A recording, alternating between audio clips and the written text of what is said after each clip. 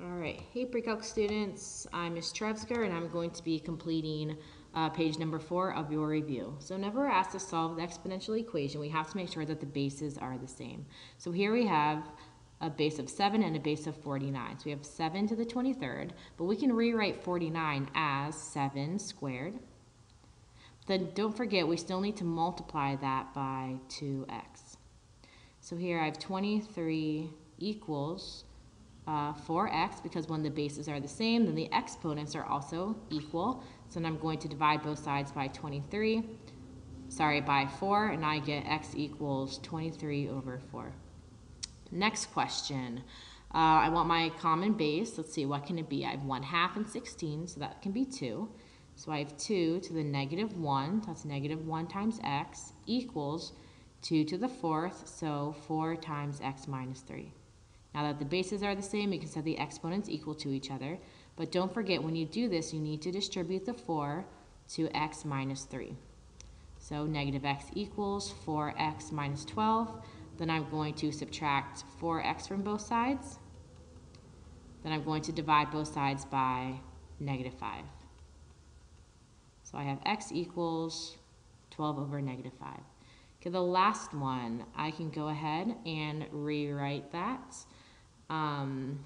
underneath as the square root of 5 cubed all to the x equals 1 over 25. So power over root. So my power is 3x and my root is 2. So I have 5 to the power over root. Sorry, my root is 1/2. Sorry, no, my root is 2. And then I have 5 to the negative 2. Okay, now I can go ahead and set those equal to each other, the exponents. So I have 3x over 2 equals negative 2. I'm going to multiply both sides by 2 and divide by negative 3. So I have negative 4 divided by 3.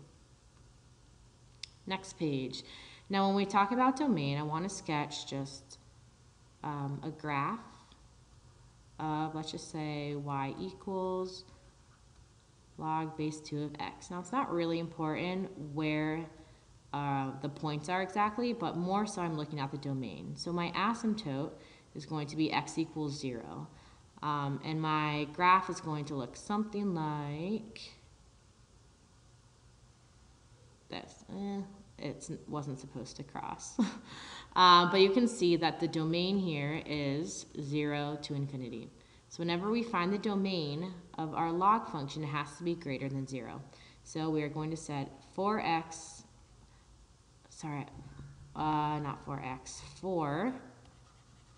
minus 2x greater than 0.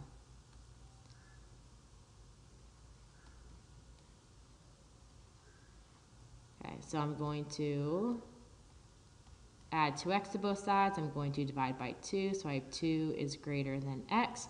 So in other words, x is less than 2.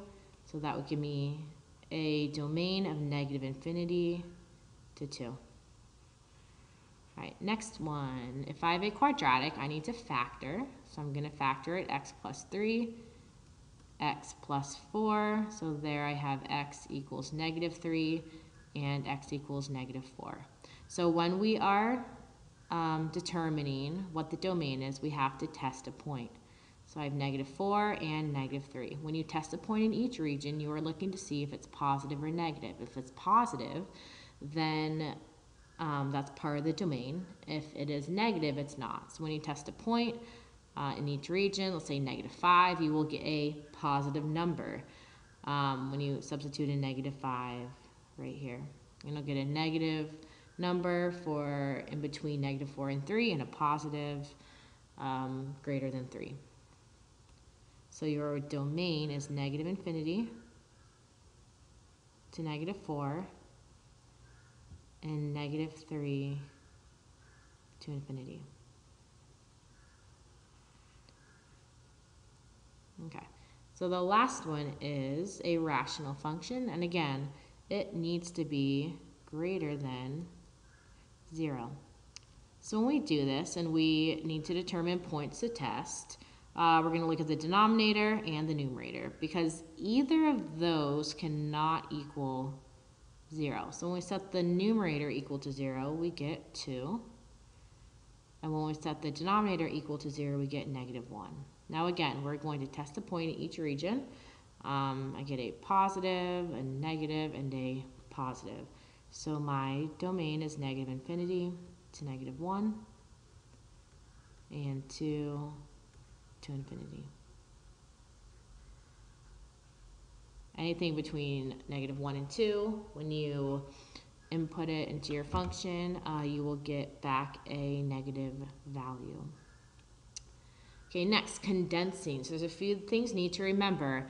When you add, you are multiplying. When you subtract, you are dividing. And then your coefficients in front become your exponents. So that's the product rule, the quotient rule, and the power rule. So the first thing I'm going to do is I'm just going to start off by writing log. All right, positive. Actually, no. The first thing I'm going to start off by doing is rewriting my coefficients as exponents. So here I have log x cubed plus log of 3 minus log of y cubed. So remember, using the product rule, when we add, we are multiplying. When we subtract, then the quotient rule, when we subtract, we are dividing. So I'm just going to go ahead and start by just writing log. So I have a positive log x cubed. So that's going to go in my numerator. Then I have a positive 3, so I'm going to multiply that by 3. And then I have a negative log y cubed. So that's going to go in my denominator. So my answer is log 3x cubed divided by y cubed. All right, next one, I'm going to do the same thing. I'm going to first rewrite my coefficients as exponents. So I have ln x2 times 1/4 minus ln y to the second power plus ln 4. So 2 times 1/4, that is 2/4, so that is 1/2. So I'm going to do the same thing I did in the previous one. So first I'm just going to start off by writing ln. Now since that is positive, that is going to go in my numerator, so it's going to be x squared. Now I have a negative ln y squared, so that is going to go in my denominator because I'm going to divide. And I have a positive ln 4, so that goes in my numerator. So my final answer is ln 4 square root of x over y squared. And I just noticed I messed up right there. Instead of y squared, it should be, x squared, it should be x to the 1/2, which is square root. So I'll go ahead and write that right there. Okay. On to 33. So I'm going to do the same thing I did before. I'm going to rewrite my coefficients as exponents. So I have log of y to the 1/2 plus log of x plus y cubed. Okay, now remember, do not separate the cubed right there. Leave it together. Leave it inside the parentheses. So I have log of, so that's positive, so I'm going to have the square root of y times x plus y cubed.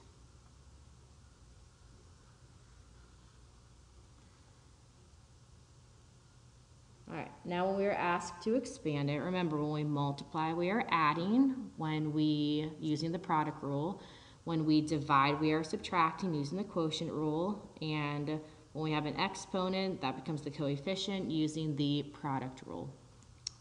So I have log base 3 of x, that's going to be positive, it's in the numerator, plus log base 3 of y squared. I'm going to come back to that in a second, minus log base 3 of z.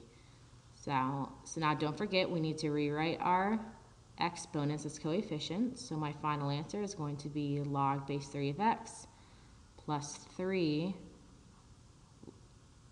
log base 3 of y minus log base 3 of z.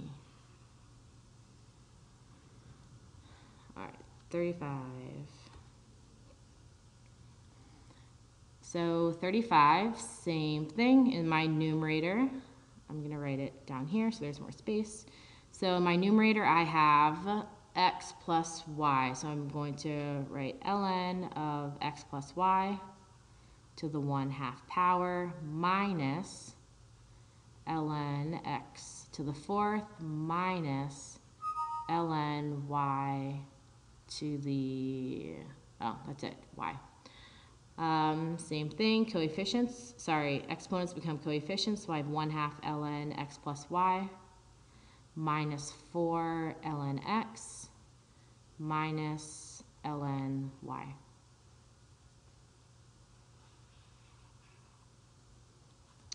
Okay, 36. So 36, we have a cube root. So that is the same thing as raising it to the 1/3 power. So I have log of b of 2x squared y to the 5th, all to the 1/3 power. Okay, so remember, when we do that, we are going to use the product rule, and the 1/3 is going to become my coefficient. So I have 1/3 times log base b of 2x squared y to the 5th. Okay, now remember, we are going to look inside the parentheses, and I still need to expand that. So I have 1/3 log base b of 2 plus 1/3 log base b of x squared plus 1/3 log base b of y to the 5th. Now we still need to use our product rule and rewrite those exponents as coefficients. So my exponent right there, my exponent right there. So when we rewrite them as coefficients, we're just going to multiply them by whatever the coefficient is. So we have 1/3 times 2, so that's going to be plus 2/3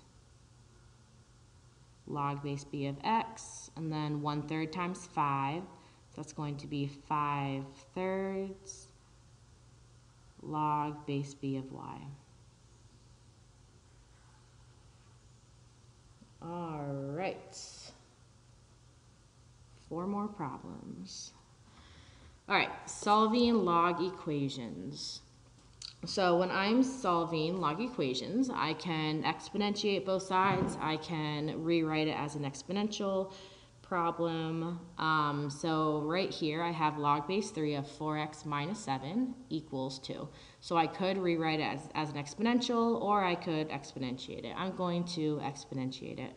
So my base is going to be 3, because the base on my log is 3.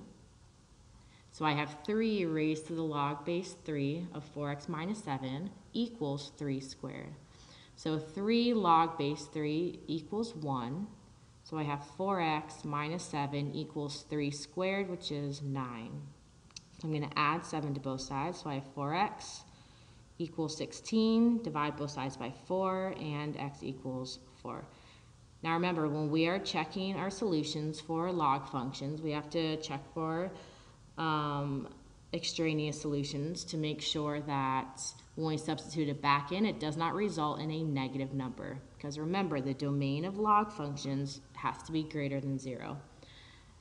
So for the next one, I have log base x of 64 equals 2. So this one I'm going to rewrite as an exponential. So my base is x, so I have x raised to the second power equals 64.